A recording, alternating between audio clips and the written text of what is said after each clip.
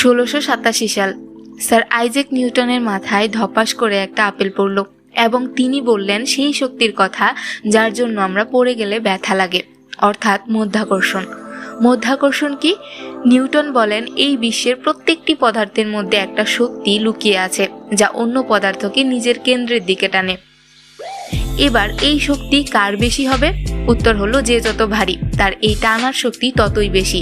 দূরত্বের উপরও এই শক্তির পরিমাণ নির্ভর করে। পৃথিবী তার ভর অনুযায়ী আমাদের টানে, যার জন্যই আমাদের ওজন মাপতে পারি মেট্রো স্টেশনে।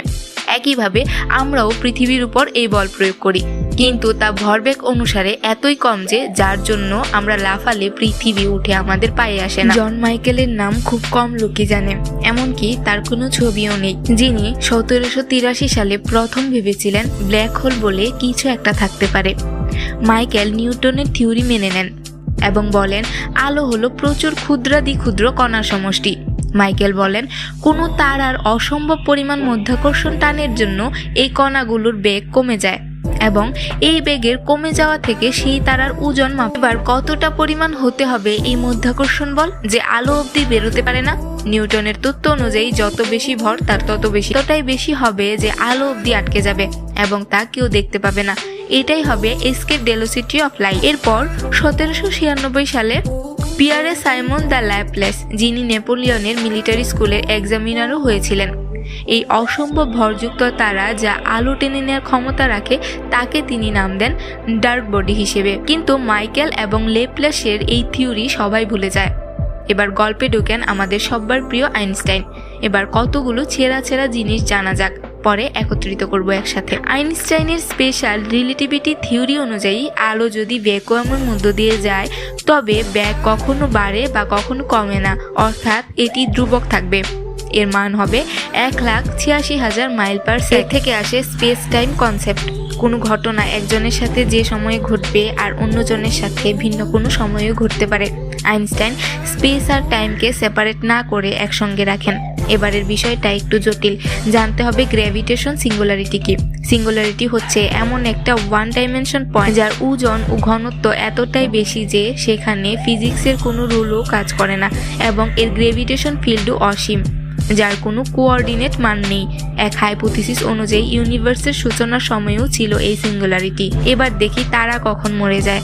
যখন তারা সমস্ত হাইড্রোজেন শেষ হয়ে যায়, তারার ভর গিয়ে জমা হয় তার কেন্দ্রে, ফলে এতটাই গ্র্যাভিটেশনাল ফিল্ড তৈরি হয় যে তার বিস্ফোরণ ঘটে। একে ফেটে যাওয়া তারা থেকে সৃষ্টি হয় সুপারনোভা। কিন্তু সুপারনোভা হওয়ার জন্য বিশাল আকৃতির তারা হতে হয়। এই আমাদের সূর্য, তার এত ভরই নেই যে সে সুপারনোভা হবে। তাই সূর্য মরলে কি হবে? তৈরি হবে হোয়াইট ডোয়ার্ফ, যা আস্তে আস্তে ঠান্ডা হয়ে বিলীন হয়ে যাবে। এবার যদি সুপারনোভা হয়, তারার ভর যদি এতটাই বেশি হয় যে সে অসম্ভব পরিমাণ গ্র্যাভিটির ফলে তা কোলাপস করতে করতে এগোয় এই সিঙ্গুলারিটির দিকে এবং এই সিঙ্গুলারিটির বাউন্ডারিকে বলা হয় ইভেন্ট হরাইজন। অর্থাৎ কি দাঁড়ালো? এই সিঙ্গুলারিটি তার বাউন্ডারির গ্র্যাভিটেশন পাওয়ার এতটাই বেশি যে আলোর এস্কেপ ভেলোসিটি পার হয়ে যায়, ফলে আলোকে সে ফিরতে দেয় না, অর্থাৎ পয়েন্ট অফ নো রিটার্ন। এবার আসে আইনস্টাইনের জেনারেল থিওরি অফ রিলেটিভিটি। তিনি বলেন স্পেসে যদি বিশাল ওজনের কোনো পদার্থ থাকে তা স্পেস টাইমের উপর প্রভাব ফেলে। ট্যাম্পলিন চেনেন তো, সেই গোল রাবারের মতো লাফানোর জিনিসটা ইকো পার্কের সিটি সেন্টারেও আছে। এবার ধরুন এই ট্যাম্পলিনের মাঝে আপনি একটা ভারী লোহার বল রেখে দিলেন, সেটা দেবে যাবে।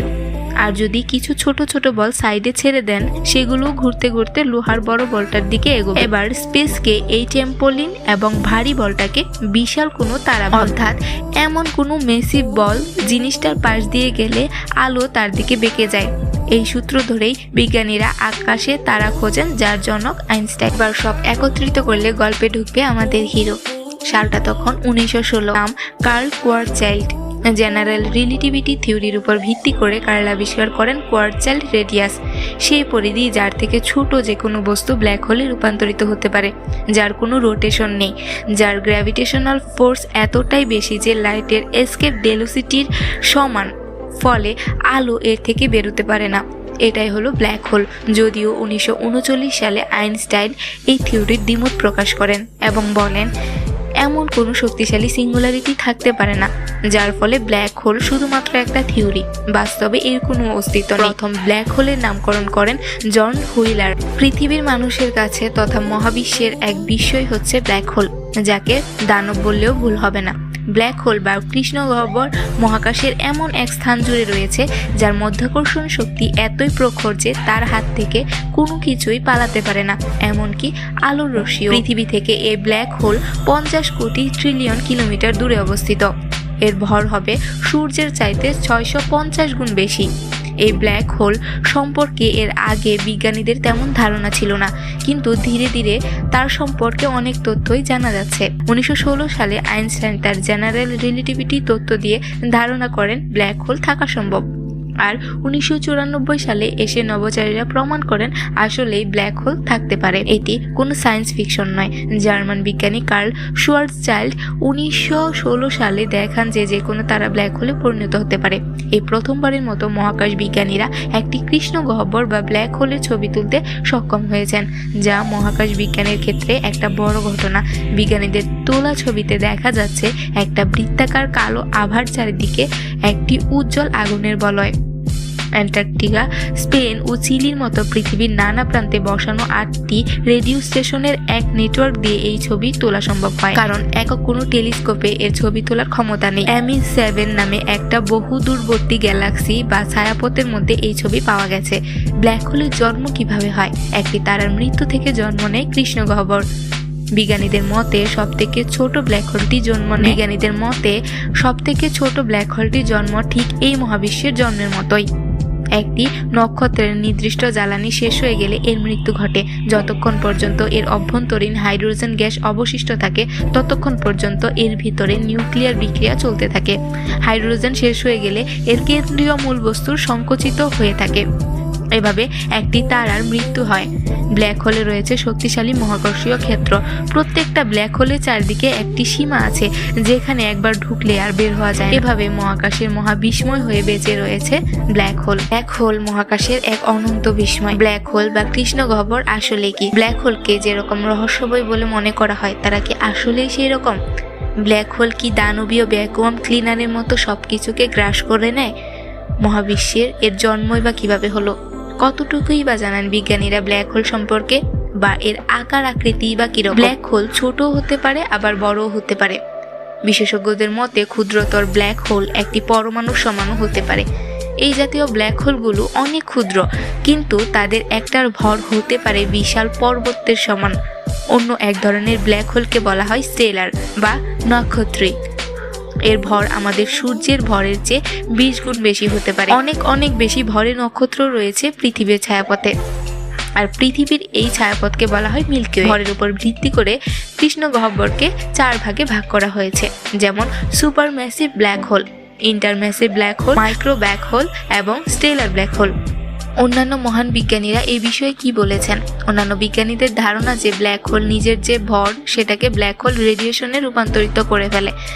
ব্ল্যাক হোলের আশেপাশে এই কারণে প্রচুর পরিমাণে শক্তি অনুভূত হয়। এক্ষেত্রে অনেকটা বলা যায় যে ধরুন আপনি একটা কাগজকে পুড়িয়ে দিলেন এবং সেই কাগজটি পুড়ে ছাই এবং ধোঁয়া রূপে বেরিয়ে আসে। ঠিক সেইভাবে ব্ল্যাক হোল নিজের দিকে যে সকল বস্তুকে টানে বা গ্রাস করে নেয় সেগুলোকে পুড়ে ক্ষুদ্র ক্ষুদ্র পরমাণুতে পরিণত করে ফেলে, যা রেডিয়েশনে রূপান্তরিত করে বাইরে ছড়িয়ে দেয়। কিন্তু আশ্চর্যের ব্যাপার হলো এই পদ্ধতিটি অনেক স্বল্প সময়ে করা সম্ভব হয় না। এটি করতে ব্যাপক সময়ের প্রয়োজন। কিন্তু আরও আশ্চর্যের বিষয় হলো যে আমাদের সূর্যের সমান একটা ব্ল্যাক হোলকে যদি 1 × 10⁻⁷ সাইজের কোনো কণাকে রেডিয়েশনের আকারে বের করতে ব্ল্যাক হোলের সময় লাগবে 10,000 বিলিয়ন বছর।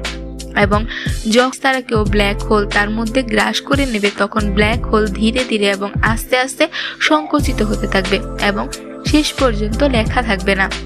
অর্থাৎ ব্ল্যাক হোল যখন শেষ হয়ে যাবে তখন সে কিছুটা পরিমাণে রেডিয়েশন ফেলে দিয়ে যাবে। ব্ল্যাক হোল যখন কোনো বস্তুকে গ্রাস করে তখন তার ভেতরে সকল পরমাণু এবং অন্যান্য পদার্থের সকল পরমাণুকে একত্রে গ্রাস করে ফেলে।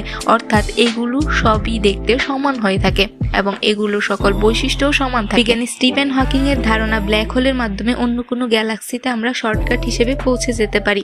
যদিও এটা প্রমাণিত নয়, তবুও তার ধারণা মতে এটি মানা হয়ে থাকে। অনেক বিজ্ঞানীদের ধারণা যে ব্ল্যাক হোলের ভিতর দিয়ে টাইম ট্রাভেল করা সম্ভব। এছাড়াও এর মাধ্যমে কোনো বস্তুকে পুনরায় রূপান্তর করাও সম্ভব।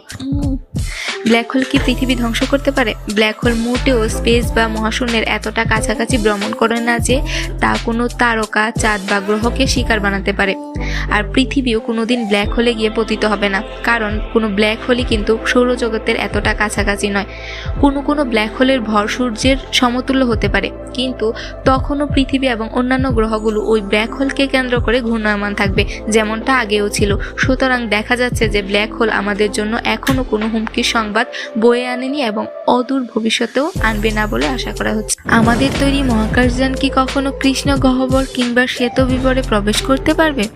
আমাদের পৃথিবীর সবচেয়ে নিকটতম ব্ল্যাক হোল হলো ইউনিকর্ন, যা আমাদের থেকে 1500 আলোকবর্ষ দূরে অবস্থিত। আজ পর্যন্ত নির্মিত দ্রুতগামী যান নাসার পার্কার সোলার প্রোব, যা সূর্যের নিকটবর্তী হওয়ার সময় এর গতি দাঁড়ায় 147.7 কিলোমিটার প্রতি সেকেন্ড। যদি কেউ ধরুন এই গতিতে রওনা দেয় ইউনিকর্নের দিকে, তবু সেখানে পৌঁছাতে সময় লাগবে 30 লক্ষ বছর।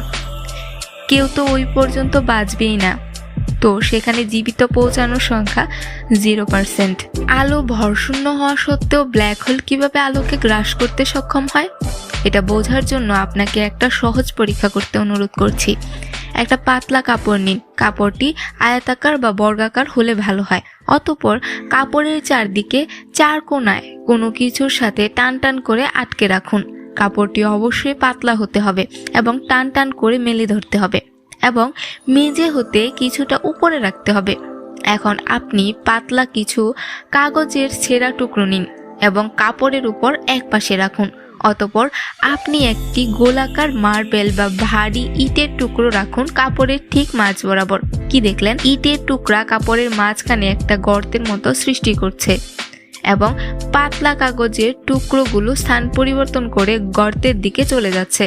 এখন পাতলা কাপড়টি হচ্ছে আমাদের মহাবিশ্বের স্থানকাল বা ইংরেজিতে স্পেস টাইম, আর ইটের ভারী টুকরোটি হচ্ছে পরিত্যক্ত নক্ষত্র, যা জীবনকালের শেষ দশায় ব্ল্যাক হোলে পরিণত হয়ে গিয়েছে এবং ক্রমশ সংকুচিত হয়ে একটা বিন্দুতে পরিণত হয়েছে এবং মহাবিশ্বের স্থানকালে এই গর্তের সৃষ্টি করেছে, যার কারণে সেখানে প্রবিটেশন অসম্ভব রকম বেশি। আর কাগজের টুকরোগুলো হলো আলো বা ফোটন কণিকা। আমরা জানি আলো তরঙ্গ এবং কণা উভয় ধর্ম বিশিষ্ট একটা সত্তা। আলোর তরঙ্গ ধর্ম শক্তির বহিঃপ্রকাশ এবং আলোর কণা ধর্ম হচ্ছে কোয়ান্টাম বহিঃপ্রকাশ, যার কোনো ভর নেই। 1970-এর দশক স্টিফেন হকিং ব্ল্যাক হোল নিয়ে আলোচনা করেন ব্রিটিশ বিজ্ঞানী রজার পেনরোজের সঙ্গে।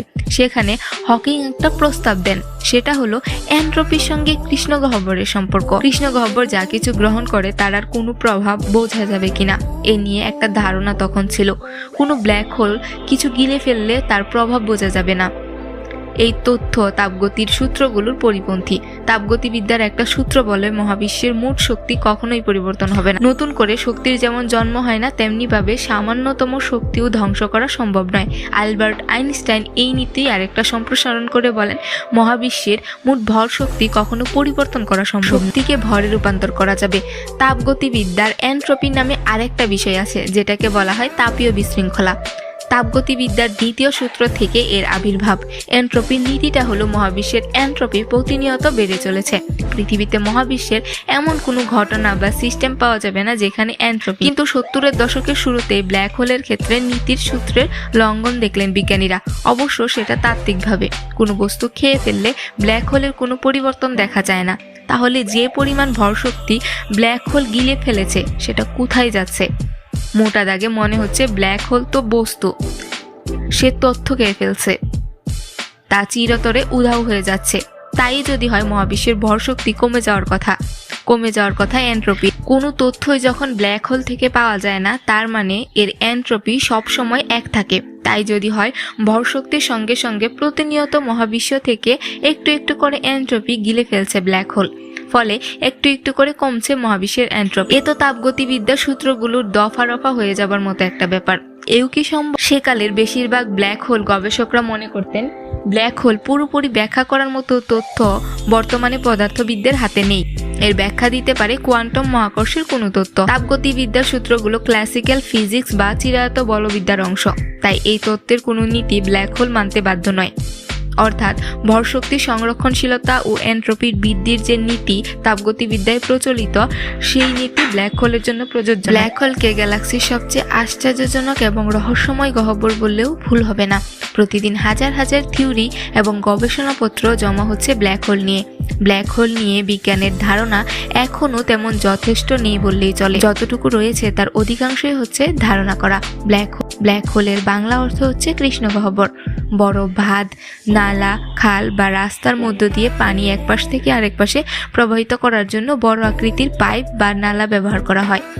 যখন এক পাশে পানির পরিমাণ বেশি হয় তখন দেখবেন পাইপের যে পাশে পানি বেশি সে পাশে কুণ্ডলী পাকিয়ে পানি প্রবেশ করছে এবং অপর পাশে বের হয়ে যাচ্ছে। এবং কুণ্ডলীর আশেপাশে যদি ভাসমান যত ময়লা বা পাতা বা ইত্যাদি কিছু থাকে তাহলে তা সেখানে গিয়ে ঘুরতে থাকে। আস্তে আস্তে কুণ্ডলীর মধ্যে যেটা পড়ে যায় সেটা সেখান থেকে অন্য পাশে চলে যায়। ধারণাটা যদি ব্ল্যাক হোলের দিকে চিন্তা করি তাহলে ঠিক এমনই, কিন্তু এটা ধারণা। প্রতিটি গ্যালাক্সিতে একটি ব্ল্যাক হোল থাকে, তাকে ঘিরে লক্ষ লক্ষ সৌরজগৎ, নেবুলা, তারকাপুঞ্জ ইত্যাদি আবর্তন করে।